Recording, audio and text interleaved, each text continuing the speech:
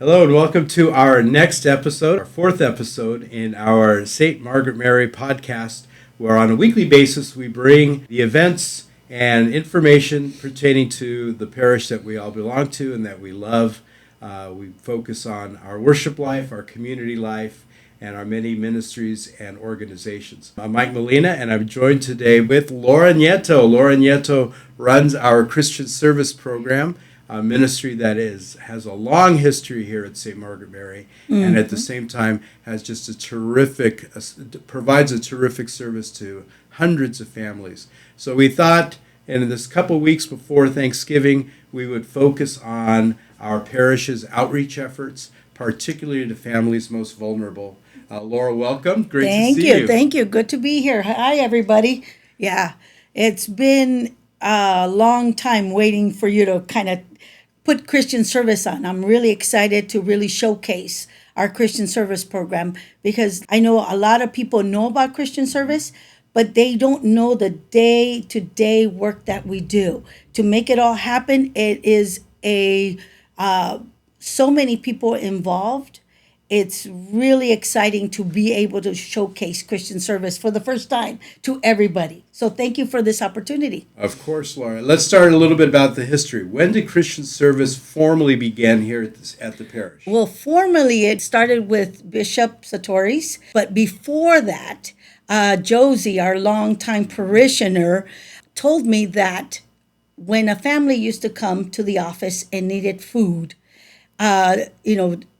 Father Clemens or Father Hegarty would go to the parishioner's house or call them and collect what the family needed.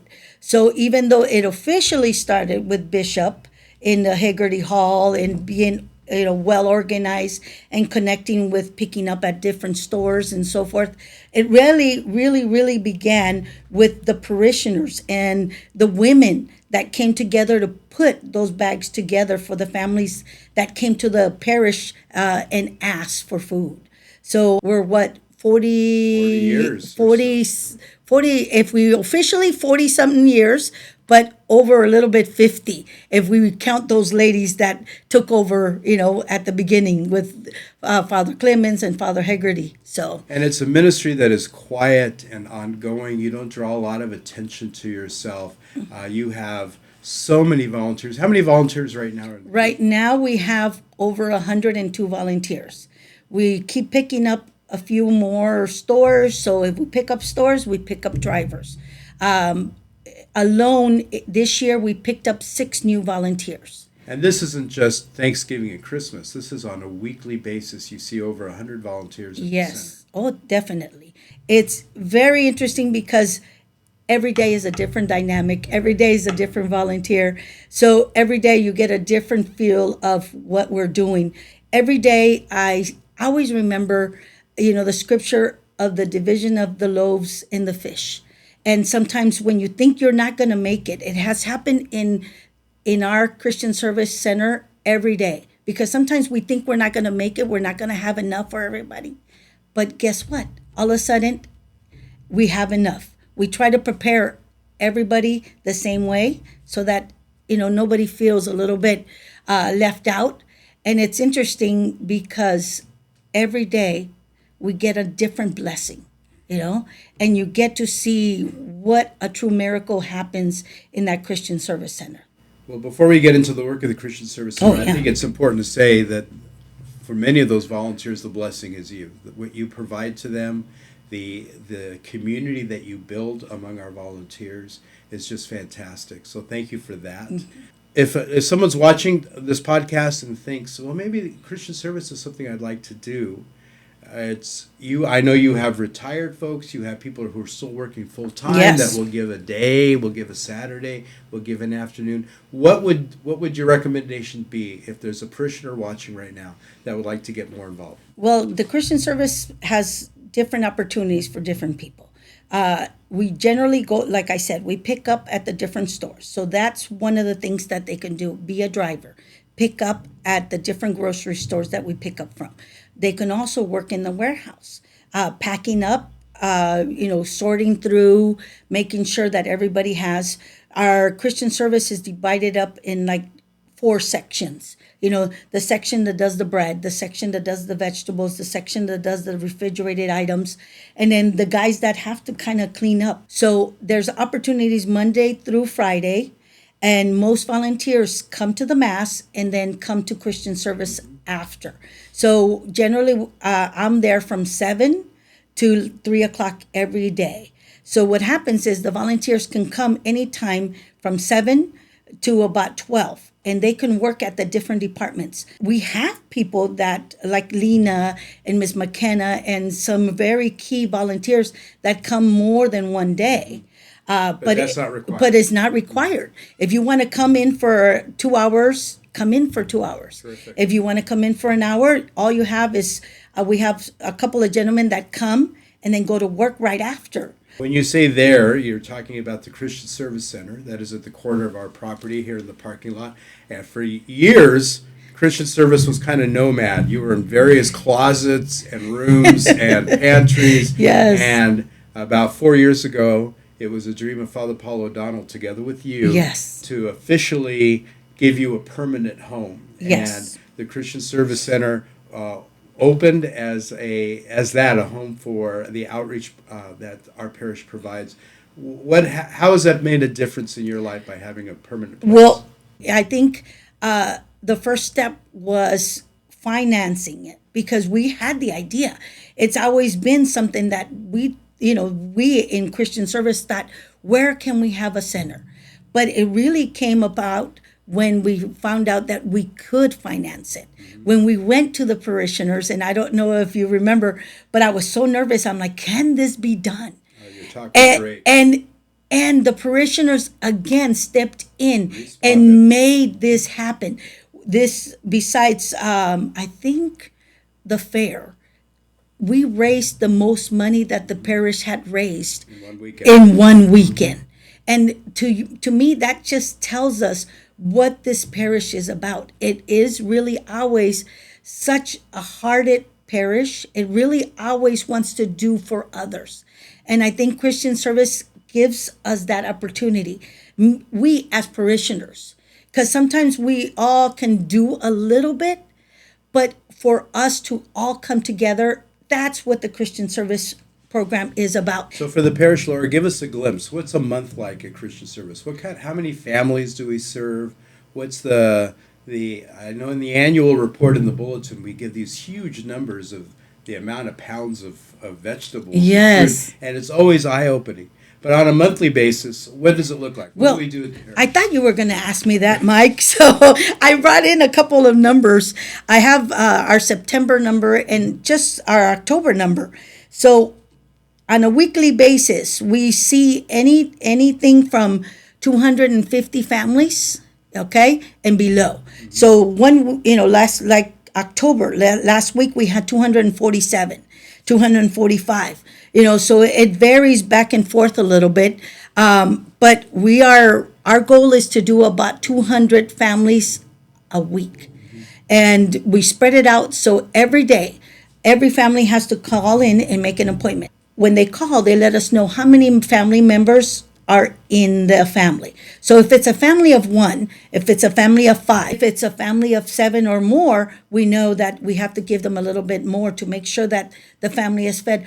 Our goal in Christian Service is to give them at least 1 week's groceries. And I know you have a great network with local grocery stores. Yes. Where you have weekly pickups from grocery stores. Mm-hmm. So we thank God for the grocery stores that are willing to participate. But for us who come to church on Sunday and we see that cart in the grotto full of box goods or canned goods, how important is it for us on a weekly basis to bring in groceries? Well, it's really important. We are self-funded. Now, our parishioners, they do both things. They do a donation on their monthly Christian Service envelope, but the canned goods right now are the most important thing that we need. We need parishioners to help us out. We're waiting for our approval from our LA Food Bank, so we haven't been receiving a lot of canned goods. So you'll see our pantries are bare. So it's so important the parishioners help us and continue. Every time I've asked them for whatever it is in the bulletin, they really step up. By parishioners, I also mean the Women's Society. I also mean the Holy Name, our Knights of Columbus, our Cornerstone guys. These organizations, as well as our parishioners, have really stepped up. But yes, we could use more help. We need more canned goods. And right now, as you know, we're starting our plea for our Thanksgiving drive and our Christmas drive. So tell us about that. Yeah. Laura. You've come up with a system now in the last couple of years so that all parishioners can participate in providing food and gifts during the holidays through an envelope. So Yes. what's it look like?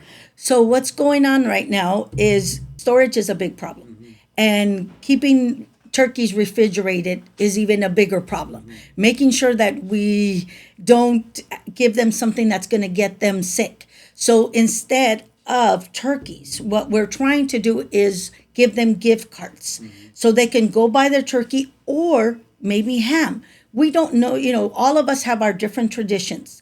And it might be important for some people to have the turkey dinner, but it might be tamales for another family, or it might be ham. So what we're doing is we're doing the drive and we're collecting monies. And what we do is we buy gift cards. We're buying them from Grocery Outlet this year, which is a great support right now for us. They're really doing so much for us. So Grocery Outlet, we're buying them in increments of 50. So $50 so that they could buy the turkey or buy whatever it is that they need so they can have a Thanksgiving dinner. So our goal as a parish is not necessarily to provide a turkey dinner, but provide a dinner. Yes. And give those most vulnerable the opportunity to shop for themselves. A little bit of respect in that way, right? Yes. That they don't have to come here to pick up a turkey, but through a gift card, they could provide a meal for their family, Thanksgiving, Christmas, or any day in between. Yeah. So for parishioners, when we come to church on Sunday, right in front of us will be envelopes. You have take these the envelopes. envelope, throw it in the collection basket, take it to the office. I'm sure whichever way you want. Or if a parishioner wants to come and see the Christian Service Center itself, you're always welcome to you're always offering to welcome them. Correct. Everybody's welcome. There's longtime parishioners that come by and drop off a donation or something. I said, come on in. It's interesting because they have never really been into or seen our process. Can we do that too? So Yes. If we go do our Thanksgiving shopping and we buy a can of corn, we can buy 20 more cans and bring them to you. Yes, right? most definitely, because we always need those. So when we shop, don't forget Christian Service. Yes. Especially in the next couple of weeks as we prepare for the holidays. You're always open during the day so people can come and drop off a couple dozen cans or whatever they'd like to do. Most definitely. That's fantastic. Laura, this has been so informative. It's great to spend time with you. I think folks know that between Laura and Eddie, they keep fighting it out who the senior staff member is here. But Laura came as a staff member, first as a youth minister, right? Correct. Around 1994. Between you and Eddie, our wonderful facilities manager, you're the senior members of our staff, and we've all kind of grown up together, and it's been a great experience. Most definitely. So thank you on behalf of the parish on everything you do, particularly for our volunteers who are with you on a regular basis, but for the couple hundred families or so that every single week we are able to serve through you. So thanks for that. And it is through the parish that this is possible. So it's time for us to step up again, folks. It's the holiday season. This episode is purposely filmed and provided for you this week so that we can all start thinking about how we can play a role during the holidays for families in need, families who are vulnerable. And through our own parish's Christian Service program, we do that every single day, but particularly for the holiday season. So again, thanks for joining us. We look forward to you participating in our Christian Service program as well as joining us again next week. Thank you very much, and God bless you. God bless.